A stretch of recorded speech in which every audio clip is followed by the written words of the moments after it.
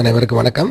Exercise 11.2ல third problem, integrate the following functions with respect to x. First subdivision e power 3x minus 6, second e power 8 minus 7x, third 1/6 minus 4x. இதை integrate பண்ணணும். இதில் நம்ம formula இதில் first subdivision e power 3x minus 6.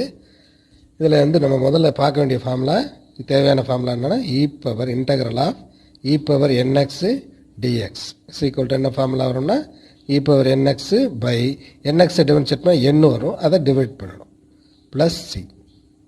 சரிங்களா? இந்த formula apply பண்ண போகிறோம். இதுதான் நமக்கு இந்த எக்ஸசைஸில் இந்த இதில் தேர்ட் ப்ராப்ளத்துக்கு யூஸ் பண்ணக்கூடிய formula. Solution first integral of e power 3x minus 6 into dx. இதுக்கு என்ன வரும்? First e power 3, e power எது இருந்தாலும் e பவர் அதை அப்படி போட்டணும். e பவர் என்ன இருந்தாலும் சரி அப்படி போட்டுட்டோம். அப்புறம் அந்த போட்டதை மேலே உள்ள பவரை டிஃப்ரென்ஷியேட் பண்ணி கீழே போடும். அப்படி தானே? அப்போ e பவர் எது இருந்தாலும் அப்படி போடும். முதல்ல e பவர் 3x மைனஸ் 6 போட்டோமா? e பவர் எது இருந்தாலும் e பவர் அது அப்படி போட்டுட்டு பை e பவர் பவரில் உள்ளதை டிஃபரன்ஷியேட் பண்ணி கீழே போடணும். பவரில் உள்ளது 3x மைனஸ் 6. இதை டிஃபரன்ஷியேட் பண்ணால் என்ன வரும்? 3x டிஃபரன்ஷியேட் 3, நம்பரை டிஃபரன்ஷியேட் பண்ணால் 0. அப்போ 3 தான் வரும். அப்போ 3யை டிவைட் பண்ணணும் ப்ளஸ் கான்ஸ்டன்ட் c. புரியுதுங்க? அப்போ e பவர் எது இருந்தாலும் e power nx, e power 7x எது இருந்தாலும் e பவர் எது இருந்தாலும் அப்படி இன்டகிரேட் பண்ணும்போது e பவர் nxனா e பவர் nx பை இந்த nxை டிஃபரன்ஷியேட் பண்ண n வரும்ல, அதை டிவைட் பண்ணணும். அதே மாதிரி தான் e பவர் 3x மைனஸ் 6னா எது இருந்தாலும் அப்படி போடுங்க. முதல்ல e பவர்னா e பவர் அப்படி போட்டுட்டு அந்த பவரை டிஃபரன்ஷியேட் பண்ணி கீழே போடணும். பவரை டிஃபரன்ஷியேட் பண்ணால் 3x மைனஸ் 6ஐ டிஃபரன்ஷியேட் பண்ணால் 3, இது 0 ஆயிரும். அப்போ 3யை டிவைட் பண்ணிட்டேன். இதுதான் ஆன்சர். சரிங்களா? அப்போ e பவர் 3x மைனஸ் 6க்கு e power 3x minus 6 by 3ங்கிறது solution. Second integral of e power 8 minus 7x into dx.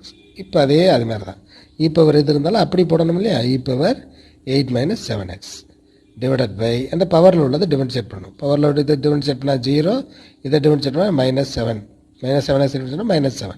அப்போ மைனஸ் 7 ப்ளஸ் c. புரியுதா? அப்போ இது கூட நீட்டாக எழுதிக்கிட்டோம்னா minus 1/7 into e power 8 minus 7x plus constant c. இந்த 1/7ங்கிறது நம்ம வெளியில் தனியாக 1/7 minus e power 8x minus 7. புரியுதுங்களா? e பவர் எது இருந்தாலும் முதல்ல அப்படி போடணும். போட்டுட்டு அந்த பவரை டிஃபரன்ஷியேட் பண்ணி கீழே வாத்தரணும். அப்போ 0 மைனஸ் 7 மைனஸ் 7. ஓகேவா? Third subdivision integral of 1/6 minus 4x into dx. இது எந்த ஃபார்முலா வரும்னா இந்த எக்ஸை டிஃபரன்ஷியேட்னா மேலே dx வருது பார்த்தீங்களா? அப்போ இதுக்கு ஒரு ஃபார்முலா இருக்கு இல்லையா? Integral of dx by x என்ன வரும்? log x ப்ளஸ் சின்னு படித்தோம் இல்லையா? அந்த ஃபார்முலா யூஸ் பண்ணணும். ஏன்னா எக்ஸை டிஃபரன்ஷியேட் பண்ணால் டினாமினேட்டர் டிஃபரன்ஷியேட்னா நியூமரேட்டர் வந்துச்சுன்னா log ஆஃப் த டினாமினேட்டர் அப்படிங்கிறது ஃபார்முலா. டினாமினேட்டர் டிஃபரன்ஷியேட் பண்ணி நியூமரேட்டர் வந்துச்சுன்னா, சரிங்களா? எக்ஸை டிஃபரன்ஷியேட்னா dx வருது இல்லையா? அப்போ log ஆஃப் த டினாமினேட்டர். இப்போ இன்டகிரல் ஆஃப் dx பை எக்ஸ்னா log x. அதே மாதிரி தான் எக்ஸை டிஃபரன்ஷியேட்னா dx வருது பார்த்தீங்களா? அப்போ இது log ஆஃப்ங்கிறது போடணும்.